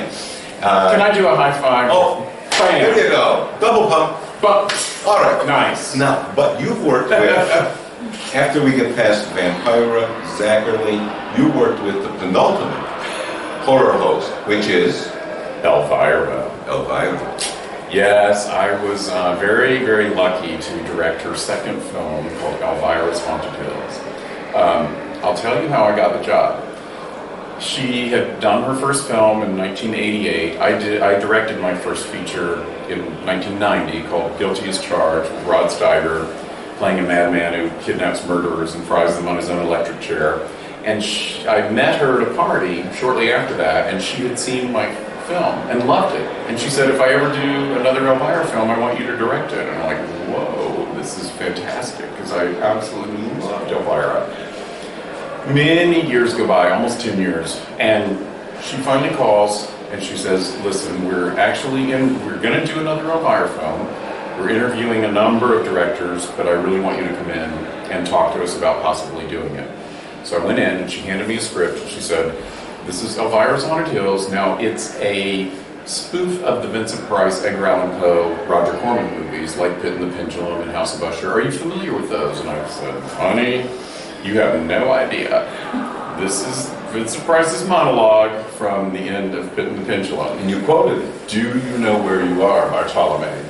You are about to enter hell. Hell, the Neverworld, the infernal region, the abode of the damned, a place of torment, Gehenna, Naraka, the pit, and the pendulum, the razor edge of destiny, thus the condition of man, bound in an island from which he can never hope to escape, surrounded by the waiting pit of hell. She looked at me just like that, and then she said, "You're hired."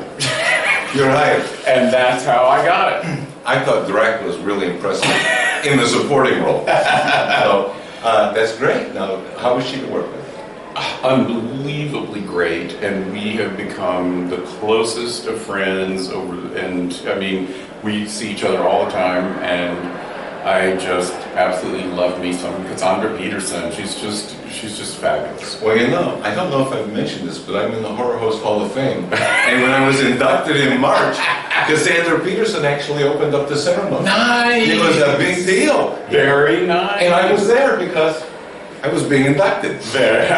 So, and were you inducted into the Hall of Fame? I sure was, and you know what? All the horror hosts that have been around since Vampire in 1954, my certificate's number 89, which means I cracked the Hot 100. Bam!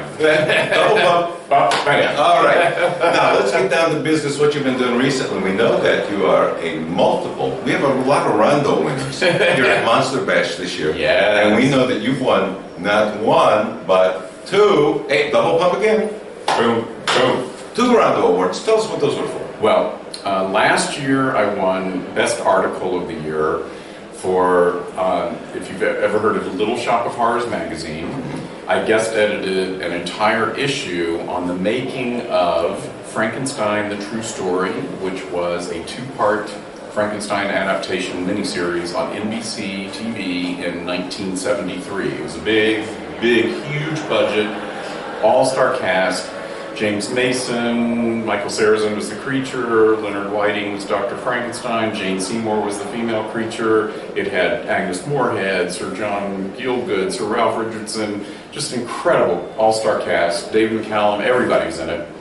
And it was a film that I saw when it first aired in '73 and absolutely loved it. And I've just been in love with it for 40 some odd years since it first aired.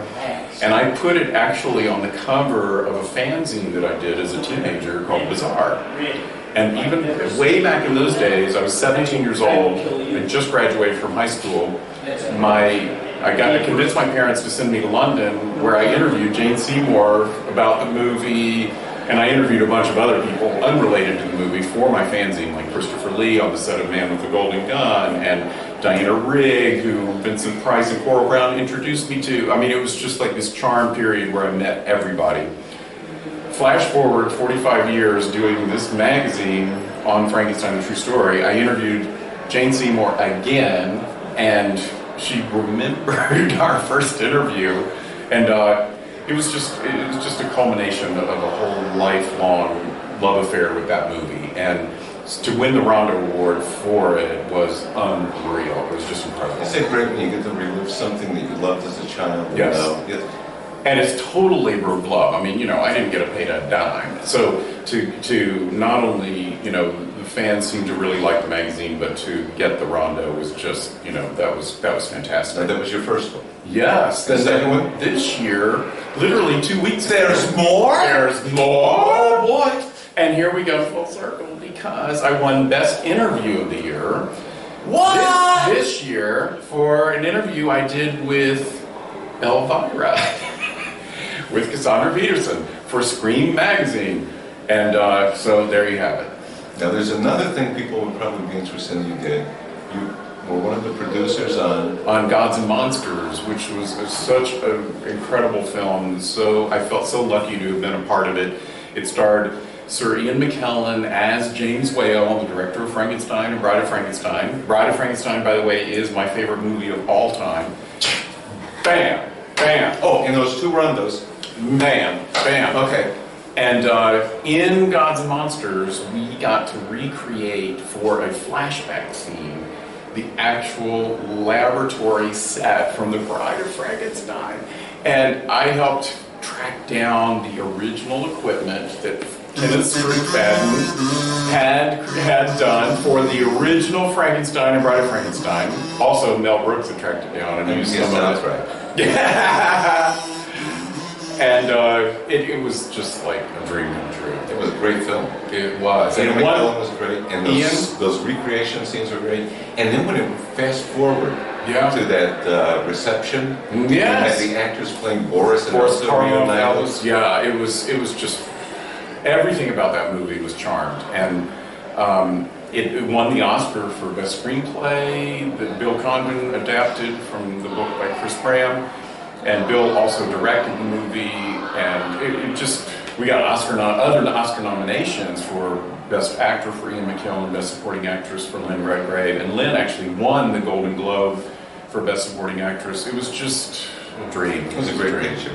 The other thing I wanted to ask you mentioned Rod Steiger. Yes. And you directed him? I did, twice actually. Twice? Yes, I did my first feature as a director. Is there no end to this powerhouse of talent? And twice. Oh! Boom. Double pop? Boom. Hey, did I mention in the Hall of Fame? Bump. Bump. Why you there. Okay. All right. No, my first film was called Guilty as Charged. It starred Rod Steiger. I think I mentioned it. He played a madman who kidnapped murderers and fried them on his own electric chair. It also had Heather Graham, Lauren Hutton, Isaac Hayes, Zelda Rubinstein from Poltergeist. Just this incredible all-star cast. And then the second time? And then the second time, he came and did a UFO comedy that I did for Showtime that starred Billy Campbell from The Rocketeer, Billy Bob Thornton, Jill St. John, just a whole another all-star cast. There were stories in the past about Rod Steiger maybe being prone to occasionally melt down. Did you see them? I did not see him melt down. I got along great with Steiger. I mean, I was terrified directing. Was Rod Steiger? Sure. Rod Steiger, your first film. I mean, I just thought, oh my God. But he and for about a day, he was sizing me up because he knew I was a first-time director, and he was like, you know, he didn't know how this was going to go. But I impressed him with the way that I prepared and was very prepared, knew exactly what I wanted because I studied Hitchcock as a kid, and Hitchcock was all about prep, all about the pre-production, storyboarding, all that kind of stuff. And then when I was working with De Palma is obviously a student of Hitchcock, and it's all about prep. And once Steiger saw that, he had total confidence in me and could not have been more supportive and nice. And it's why he came back and worked with me again, really as a favor the second time. And he was just magnificent. Those are great stories. Thank you for joining us here on the Monster Bash special. It's Fantastic. been a pleasure. God bless you.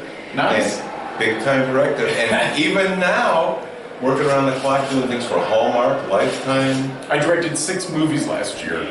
Five thrillers for Lifetime and 1 Christmas movie for Hallmark. I have a Hallmark Bride comedy airing next Saturday, June 29th. And then on July 1st, I go off and direct 2 back-to-back Christmas movies. So I don't know, I'm just like... When does he sleep? I'm just knocking on wood, keeping the ball rolling. Thanks again. Thanks so much. It's been a pleasure. Absolutely, thanks. Very special guest. His movie just came out recently, Rocket Man, Elton John. Elton, how are you doing? I'm all right. Now, I want to know, do you have a kazoo player in your band?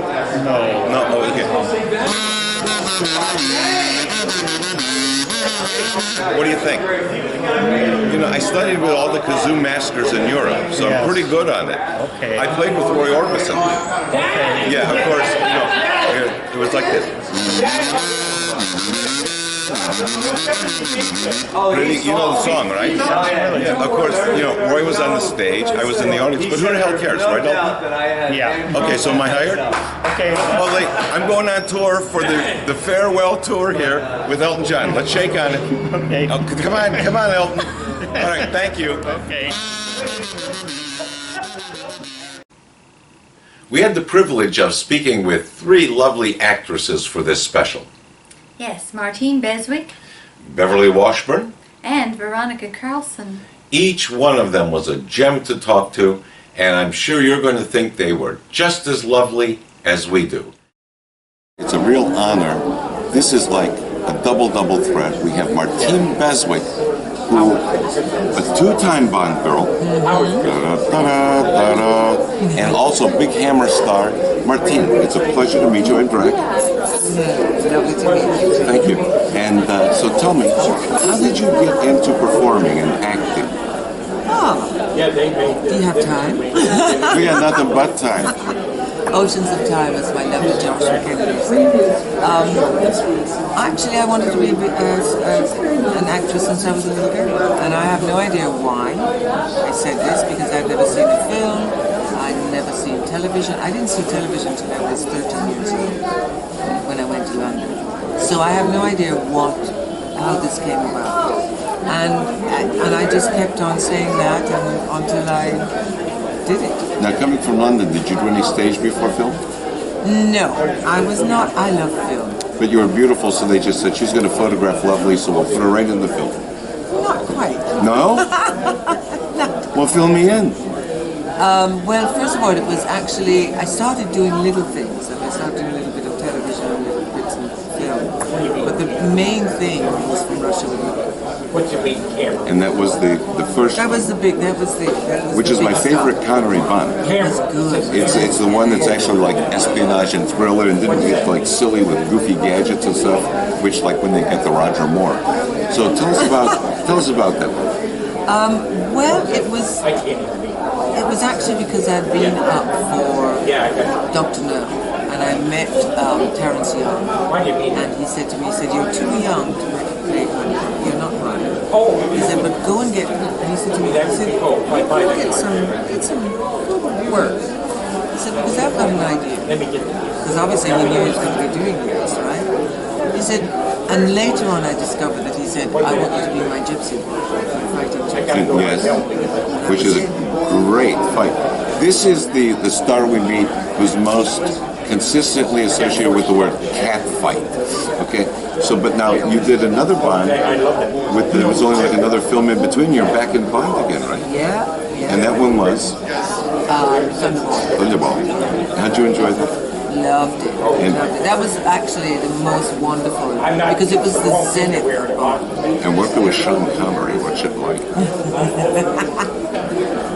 I had such fun because basically, I mean, it was like a family again. I mean, I've been lucky in my career because no matter where I work or who I work with, I've actually I've gone into family.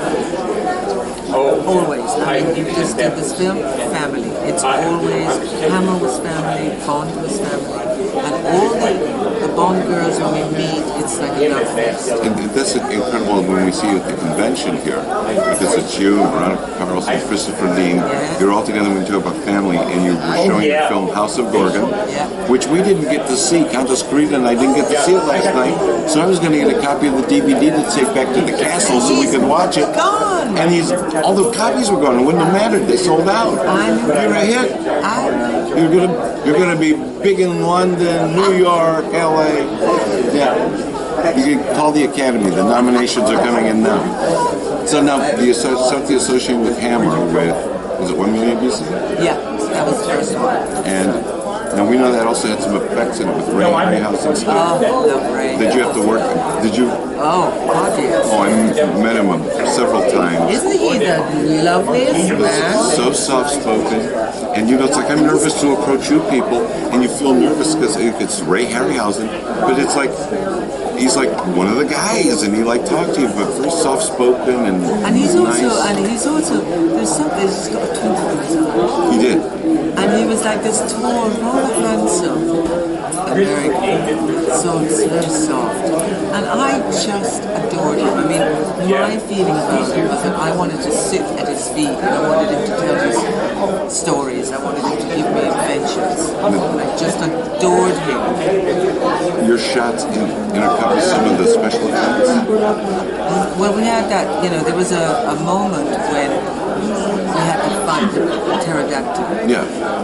There were others, but I remember the first shot, the first scene that we did was fighting the pterodactyl when we were in Lanzarote, the Canary Islands, and we all had our spears and we all got a little bit of wet, leather on, and we'd been in the water fantastic. And anyway, so we'd come out and the pterodactyl hats, and he's in a flatbed truck with his famous stick, giving us the I-9 so that he can put his creature in afterwards. And of course, we're going, fighting air. And of course, there are moments when we kind of saw each other doing this and we started laughing. I mean, it was hysterical. So they told you it's going to be a big monster here. So you just imagine, did he have like one of the puppets as maquettes No, there? he had a stick. But he could just a stick and say, here's your point of focus. Yes, exactly. And so, of course, there was nothing. We have nothing to go on. So that made us, there was giggle to it. Yeah. And then, of course, you look so good in the prehistoric outfit you did. Prehistoric women, right? Now, on hot days, do you still bring those outfits out, like go out and sunbathe? Yeah. And then, before it was current, and gender bending was in the news all the time, you were gender bending in Dr. Jekyll and Sister Hyde. Yep. What was it like? That was another hammer. That was really, it's probably one of my best performances. You were wicked. Yeah, I was. Got right into it. Now, House of Gorgon, you want to say anything about that for us? House of Gorgon, again, I have retired. And she retired at like age 16. She's only 25. Ain't he lovely? So I did, and I mean, basically, I just really didn't want to do it anymore because I was getting the parts, and it was just no stop. No, I was here last in October. But I met Joshua about 5 years ago. We started doing these little videos, and we had such fun. So when he decided to do his big film, he's done many, he wanted, and he'd met all of us. And he said, would you do? And I just said yes.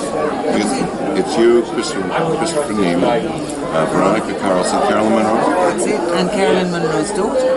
Oh, carrying the torch now. Georgina dubbed it. Yes. And she's really good. She's really good. She's like the young star. I look forward to seeing it. I haven't seen it yet. They had 2 showings here, and I got shut out because it was a packed house. We couldn't get into the screening. I came here to get a DVD. They all sold out. So we're gonna, high five. Once again, Martine Beswick, thank you for meeting with us here this morning. It was a pleasure. Oh, it was an absolute honor to speak with you. Thank you very much. We're talking to Beverly Washburn. Beverly, how are you? I'm fine. How are you? It's really good to meet you. I'm Drac, thank you. Yeah. I won't bite. I know my hands are freezing. Well, you know what they say? Cold hands, no stake through the heart. Okay?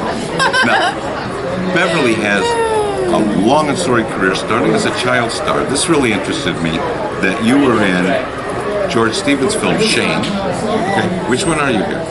That one there. Do you have any memories of working on this? Well, I was so young, and of course I was thrilled to get the part. We filmed for about 3 months in Jackson Hole, Wyoming, and George Stevens, of course, directed it, but I was too young to really appreciate that. I didn't know who George Stevens was, so it wasn't until I became an adult that I could just really have the appreciation, because I feel really blessed and just so thankful to think that I got to be directed by George Stevens. So do you have any memories of being around him though on the set? Oh yeah, I mean, they're vague because it was 100 years ago, but he was very nice to all of us. I have a book out that I don't have with me today. Unfortunately, I sold out of them yesterday. What's the name? It's called Real Tears. Real Tears, Take Two, by Beverly Washburn, available on Amazon? All right, so if anybody wants it, they can order it from Amazon.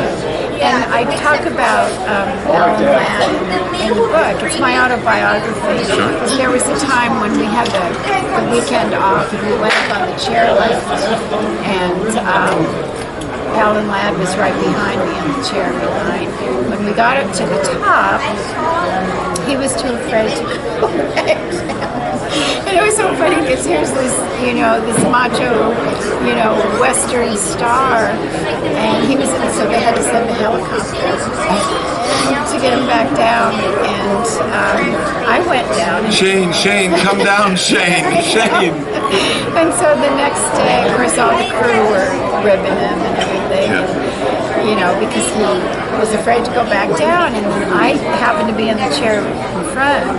So they, you know, proceeded to say, well, little Beverly didn't happen to come. Well, I was mortified because I thought he'd be mad at me, you know. But he wasn't. He took it all in stride. Well, you were probably taller than him, too. You know. So the other thing now that be of interest to the people watching this would be that you were in the Lon Chaney Jr. film Spider Baby. Spider Baby. What was that experience like? It was wonderful. You know, when I went on the audition to read for the part, you know, as an actor, of course, you want all the roles that you go out after, but you don't get them all. And so I was just so hoping to get this part because I wanted the opportunity to be Lon Chaney. And so when I got it, I was thrilled. And it was filmed in 13 days, and it was just a, you know, really quick and a very low budget. And anyway, the sad part is that Lon Chaney didn't live long enough to see that. Now it's, you know, it's become like a cult classic, and people for some reason seem to love it and they embrace it, and you know, he would have been so proud because he loved doing that role. Yeah, because wasn't the film finished, but it wasn't released for...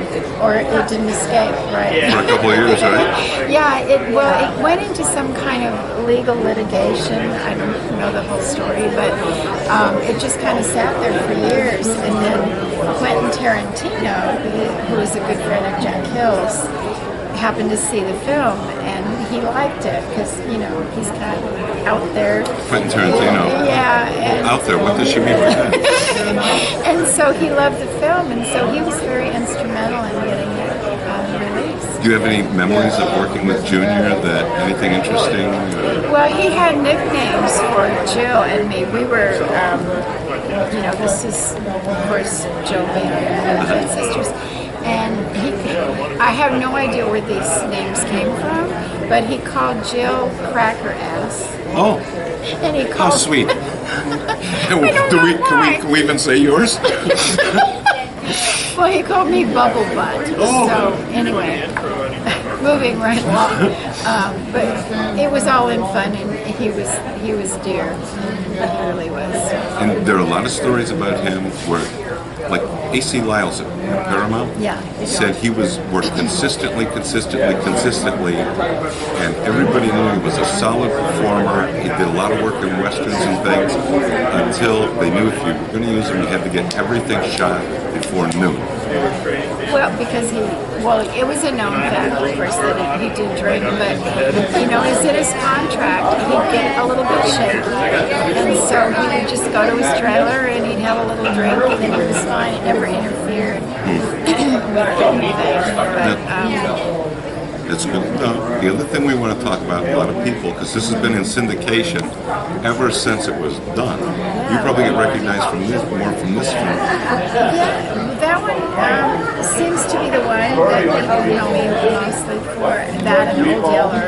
Old Yeller. But Old Yeller's so sad. You know, horror films, they're fun. Old Yeller, you know, it's so sad. Don't kill the dog. I know. So, what can you tell us about this episode? Well, you want to see my glamour shot for that? Oh, sure. It's right over there on the end. The glamour shot? Right there. Right? This one? No, keep going. That one.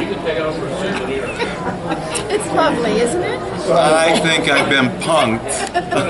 All right, Beverly. Yes, you were. You were lovely. It's very lovely, yeah. So did you work with all the principals on the show in this? Yeah, I did. This is when we first land. That photo up there shows that we, you know, William shot and then So when I went on, you know, the audition to read for it, This is her glamour shot, by the way. Look at her. Isn't she darling? Look how beautiful. Oh my God. Okay, so? Anyway, it wasn't all that popular yet because it was the original series in the second season. So I didn't really have any idea that I was that lucky to be part of such an iconic show that, you know, all these years later, people still love it, and I feel so grateful to have been, I mean, I was just a small part. I died of old age in it. But to have been a part of it is Dying of old age, you know, I have a cure for this. So, Beverly, it's been a pleasure to meet you. Thank you so much for sitting with us. Oh, God bless you. So are you. We are very honored to have probably, doggone it, the most special guest we could have here, Veronica Carlson, who we know from all of those wonderful Hammer films. Which were they? Dracula's Risen from the Grave. And the one you did with Peter Cushing? Frankenstein Must Be Destroyed. That's right. Now tell us, you started before that. How did you break into acting? I often wonder about that when I think about it. It was a very strange story. I was in college. I was doing I was working in the arts. They had judo classes late at night, so I attended a few of those. And somebody said, "Oh, Pinewood Studios is looking for somebody who knows something about judo." So I had the gall to turn up to Pinewood Studios, dressed in my little white sweater and my little ski pants, olive green, you know, with the things under the strap, very boring. And I walked onto the soundstage and there were all these ladies in bathing suits and bikinis with tans. And I thought, oh my, I'm in the wrong place. And I tried to edge out towards the stage door, and the producer and the director did this. And they said, "What can you do to this stunt girl?" And I said, "I can throw her over my head." So I threw her over my head, so I got a role. But then I got a lot of publicity for that film. And my photograph was seen eventually by Jimmy Carreras, simple as that, coming out of the waves. I mean, on one of the major newspapers at the time, Sunday Mirror. And he said, "I want that girl in my next Hammer movie." So I went up for an audition, got the audition, that was it. And that was, did several films for Hammer, so it was a very good experience working at Hammer? It was absolutely wonderful, and thank goodness. They were the happiest film days that I could ever imagine. And there isn't a lady that I know, or another person I've worked with, that can say the same thing. That's it was a beautiful very to hear. happy family of people working together. Now earlier we spoke briefly and you Yes. said you had great respect for both of your co-stars in those films, Christopher Lee Oh, and yes. Peter Cushing. Oh, yes. Could you tell us a little bit about Christopher Lee? Well, I was a very small person, not knowing anything, and he was this majestic man who looked, he's 6'7" to start with, okay, so he's very, so I was thoroughly intimidated. I had an anticipation that he's going to be he's going to look down on me, and he's going to, I couldn't have been more wrong. This man was the most gracious. I've got a photograph at home with his arm around me and Barbara Ewing. We were just joking together. He was approachable, totally approachable. He had a great sense of humor, and it was utterly delightful. Because you usually think of Christopher Lee as being stoic, but those were his characters.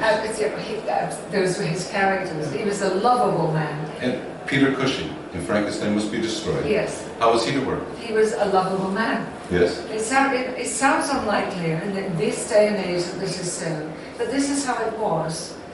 And Peter had a lovely wife, and the photograph of Helen was on every set we ever worked on, because I worked with him later in The Ghoul, and I would go on as early as I could on the set to see where he'd put the photograph of Helen. There was always a photograph of his wife there.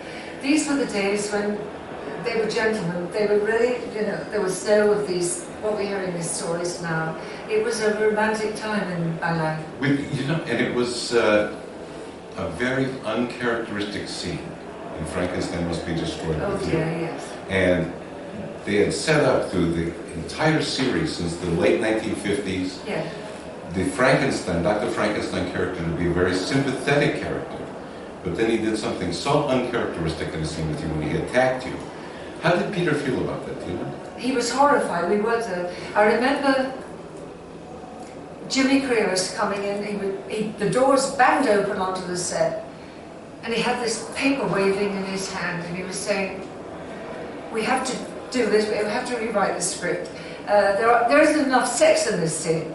There isn't enough sex in this film. And he thrust the papers at Terry Fisher. So Terry Fisher took them and looked at them and sort of read them, and looked at Peter and looked at me, and just threw them in the air, and they all landed everywhere. So Peter and I were scrambling to see what on earth they were talking about. And we realized what they were talking about, and we couldn't understand it. So I got into a very distressed situation, and so did Peter. Roger Moore heard about it on a separate soundstage. He was a friend of mine. I'd worked with him on the same. She knows everybody. Yeah, he came over to comfort me. The whole thing was ridiculous. It was just a very, I would imagine, intense scene to shoot. It was horrible. We tried to talk about it, Peter and I. We went to dinner and we discussed it, and the more we discussed it, the worse it got. So we thought, and all Peter could say to me was, "Remember, it isn't me, darling. Remember, it isn't me." That's all he kept saying, and he was so near to tears, and I didn't want him to think so either. But the original scene, the reason I was so upset was they wanted to strip my nightgown to expose me to my pubic bone, so I was totally naked. And that was not in, I would never have done that. Never, and it was not in any contract. No nudity, absolutely no nudity at all. Now, something else a lot of people may not know Right. is that you live here in the States now. Yes. In South Carolina? Yes. It's lovely. How did you end up expatriating from England to South Carolina? Well, it's a very long story, actually. I think it's too long for this program. But we came over for a holiday once, twice, 3 times, and it was a beautiful place to be, where we lived on Hilton Head at that time. And we came back, and the weather was so beautiful, and there'd been a break-in at my home, and it changed the atmosphere of my home. I was attacked, and my daughter's life was threatened. And I somehow England lost a bit of its charm at that point. So we decided to come here and give the children a lovely life here. We taught them to swim. The first thing we did was teach them to swim. There's water everywhere. It was our game. It was America's game. So, the other thing I wanted to ask about is, I see that you do artwork now. Yes, I've always done it. Yeah. And you have some artwork available? Yes. Anywhere? If somebody's watching and would like to get one of your prints, how do they do that? That's a very good question. I need to get on Facebook. I really do. I'm so backward on these things. Are you on Facebook? Yes, I have a person, Michael Reed, in far-off state of... Well, we want you to join our page, the official Drac fan page, right here on Facebook. Can you do that for us? I would love to do Oh, that. I would love to have you. I would love to do that. Yeah. And you know what? Once you do that, you have prints that maybe people would be interested in, because I know you've done beautiful pieces of Peter Cushing and some of the others you have behind your table here at Yes, I Monster Bash. have. I've been able to donate portraits, I'm glad to say, for Ralph Bates when he was dying of he passed away of pancreatic cancer. I was able to donate a portrait of Ralph to that foundation, and when Peter passed away, so I can use it to good use. It's not just, for my own gratification. That's beautiful. Thank you very much. And I will have to tell you, this is the highlight for me, is talking to this stunning Hammer beauty queen and having her agree to talk to us for the Monster Channel. That is incredibly gracious. Thank you, Veronica What Carlson. a lovely Dracula you are. Oh, would you rather Christopher Lee bite you or maybe Drac? I know. Now, Chris isn't here, so he won't mind. I'll feel my neck. Oh, I can't resist this. Thank you. Thank you so much. Thank you for having me here on God your bless you. program. Thank you. Well, that's our show for this evening. Thank you so much for watching, and we hope you enjoyed it. Yeah, and we're just thrilled to death to be back with you. Thanks for having us into your homes. And you're going to be seeing more of Carita and I coming up soon, because we're going to start hosting horror movies again. Right, Carita? Yes. Yeah. So until we meet again, remember, fly right. Good job, Carita. Thank you. Now say goodnight, Carita. Good night, Carita.